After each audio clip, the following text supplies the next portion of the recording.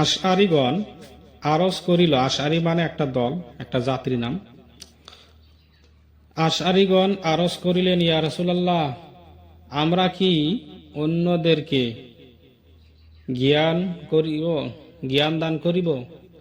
রাসূলুল্লাহ সাল্লাল্লাহু আলাইহি সাল্লাম পুনরায় আপন সেই হুকুম ইরশাদ করিলেন যে তাহারা তৃতীয়বার ইয়াকেই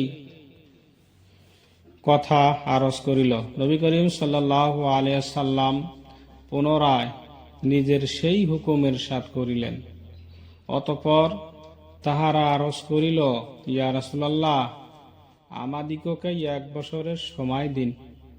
নবী করিম সাল্লাল্লাহু আলাইহি সাল্লাম তাহাদিগকে তাহাদের প্রতিবেশীদেরকে শিখাইবার জন্য 1 বছরের সুযোগ দিলেন, যাহাতে তাহাদের মধ্যে দ্বীনের বুঝ পয়দা করে তাহাদিগকে শিখায় এবং তাহাদিগকে নসিহত করে। এতপর রাসূলুল্লাহ সাল্লাল্লাহু আলাইহি ওয়াসাল্লাম এই আয়াত তিলাওয়াত করলেন, লুইনাল্লাযীনা কাফারু মিন বাদি ইসরাঈল আলা লিসানি দাউদ ওয়া ঈসা ইবনে মারইয়াম।